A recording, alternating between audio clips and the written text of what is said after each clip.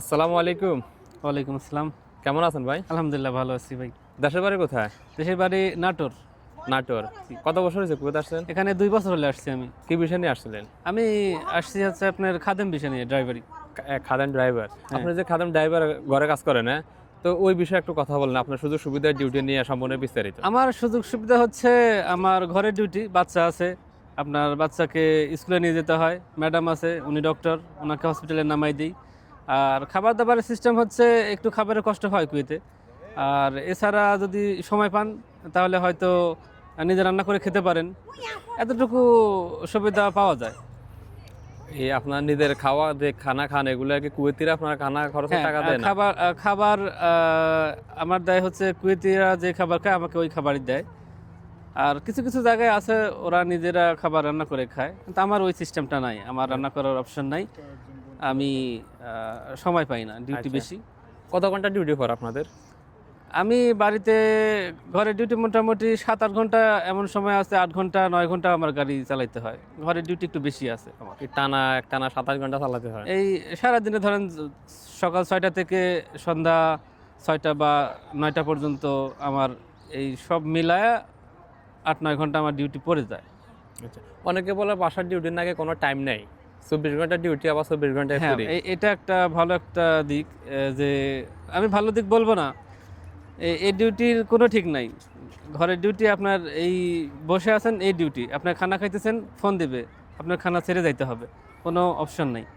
কত টাকা পড়ে স্যালারি নতুন অবস্থা আসলে এবং নতুন পুরানো হলে কত যারা টাকা নতুন পড়ে? অবস্থায় আসে এখন তো কুয়েতের যেই নিয়ম কানুন অনুযায়ী এখন নতুন আসলে ১২০ টাকা।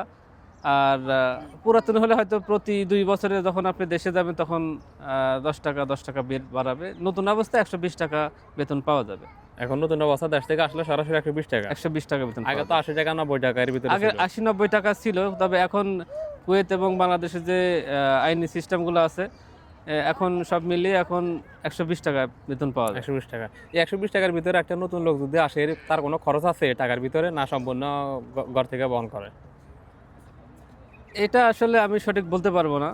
এটা কুয়েতিদের ব্যাপার। আবার বাংলাদেশে কিছু এজেন্ট আছে বা আত্মীয়স্বজন ভিসা দেয়।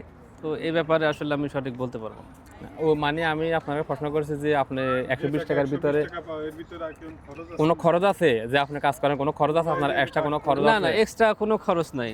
ধরেন আমি যদি বাসাতে খাই তাহলে আমার অন্য কোনো খরচ নেই। এখন পোশাক আদি আপনি ব্যক্তিগত যেগুলো খরচ আছে এগুলা আপনি নিজের টাকা দিয়ে করবেন। আচ্ছা। এছাড়া অন্য কোনো খরচ নেই। কুয়েতে আপনাকে বাসার মানে বাসায় আপনারা খাবার থাকা এটার পাশাপাশি সুযোগ সুবিধা কি দেয় আর? দেশে যাওয়ার টিকিট, ওষুধ হ্যাঁ, খরচ, চিকিৎসা খরচ এটা এগুলো হচ্ছে কিছু এটা দেয় কিনা?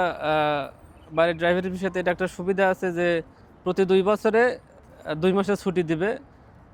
যাওয়া আসার টিকিট কেটে দিবে এবং যে ২ মাস আমি দেশে থাকবো সেই ২ মাসের বেতন ওরা কিছু, কিছু ঘর আছে অগ্রিম দিয়ে দেয়। কিছু, কিছু ঘর আছে দেশে থেকে এখানে ব্যাক করার পরে ২ মাসের বেতন দিয়ে দেয়। দেয়।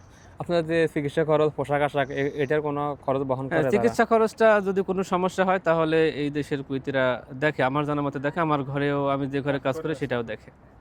আচ্ছা, তাহলে এটা সম্পূর্ণ কুয়েতিরা বহন করে। তো জি। নতুন যারা আসতে চায় বাসার কাজে অর্থাৎ ড্রাইভার অনেকে আমাদেরকে প্রশ্ন করে যে বাসার ভিসা খোলা কিনা? হাওর ড্রাইভার ভিসা কতদিন লাগে বের হইতে? আসলে এই বিষয়ে কোনো কিছু জানেন? না, হাওর নতুন ড্রাইভিং ভিসা খোলা আছে কিনা বর্তমানে? ড্রাইভিং বিষয় বাংলাদেশিদের জন্য আসলে ভিসা ওপেনলি খোলা নাই। তবে এজেন্সিরা কাজ করে এবং কিছু পরিচিত মানুষ আছে, তারা যদি আপনাদেরকে ভিসা স্পন্সর করে তাহলে আপনারা আসতে পারবেন। আর আসার আগে অবশ্যই, যদি আমি ঘরের কাজ করি, ড্রাইভিংয়ের কাজ করি, অবশ্যই আসার আগে আপনারা ড্রাইভিংটা শিখে আসবেন। কারণ এই দেশে কোনো কাজের অভিজ্ঞতা ছাড়া কাজ পাওয়া খুব মুশকিল। অনেকে বলে ভাই আমি ড্রাইভিং ভিসা যাবো ওই দেশে যাই কি ড্রাইভিং শেখার কোনো সুযোগ আছে? হ্যাঁ, এদেশে ড্রাইভিং শেখার, আপনি যদি ড্রাইভিং নাও শিখে আসেন তাহলে এদেশে ড্রাইভিং শেখার আপনার রাস্তা আছে এখানে। এখানে ড্রাইভিং শিখে আপনি ড্রাইভিং লাইসেন্স বের করতে পারেন এবং কাজ করতে পারবেন। আচ্ছা। তো যেহেতু আমি ড্রাইভিং বিষয়ে সরাসরি বাসা আসতেছি, আমি ড্রাইভিং জানি না। ওই ক্ষেত্রে কি কুয়েতি কি আমার সাহায্য করবে ড্রাইভিং শেখানোর জন্য? হ্যাঁ, যদি আপনাকে যে স্পন্সর করে নিয়ে আসবে সে যদি বলে এবং কুয়েতি যদি ভালো হয় তাহলে কুয়েতিরা আপনাকে শিখাবে। শিখাইবে। আর যদি খারাপ হয় তাহলে অন্য কোনো কাজে দিয়ে দিতে আর পারে। খারাপ হলে হয়তো অন্য কোনো কাজে আপনি নিজেকে কাজ খুঁজে নিতে হবে। যদি আত্মীয়স্বজন থাকে তাহলে তার মাধ্যমে যোগাযোগ করে অন্য কাজ খুঁজে নিতে হবে। আচ্ছা। তো যারা আসতে চায় তাদের উদ্দেশ্যে কোনো পরামর্শ আছে আপনার? পরামর্শ একটাই যে এদেশে যারাই আসবেন তারা অবশ্যই কাজের যে কোনো কাজ, আপনি যে কাজ পারেন, ড্রাইভিং পারেন, আপনি যদি রান্না বান্না করেন, এদেশে আর কি তাব্বাক বলে, তো রান্না বান্না বলেন, কোম্পানির যে কোনো কাজ বলেন, যেই কাজই আপনি জানেন সেটা অবশ্যই ভালো করে শিখে আসবেন, কারণ এদেশে অভিজ্ঞ লোক ছাড়া দাম নাই, বেতনও নাই। আর কি কি কাজের চাহিদা বেশি হয় দেশে?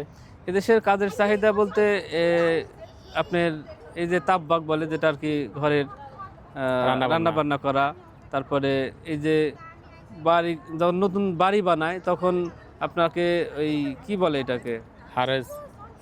হারেজ বলে, হারেজের কাজে আসতে পারেন, তারপরে ড্রাইভিং পেশায় আসতে পারেন, এবং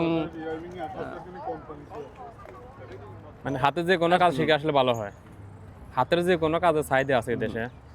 এরপরে আপনি হাতের যে কাজ ভালো পারেন, যেগুলো ভালো পারবেন সেগুলো কাজে আসবেন। ওকে ভাই, অসংখ্য ধন্যবাদ আপনার মূল্যবান মতামত দেওয়ার জন্য। আর কে কোন ধরনের ভিডিও চান অবশ্যই কমেন্ট করে জানাবেন। আল্লাহ হাফেজ। আপনাকেও ধন্যবাদ।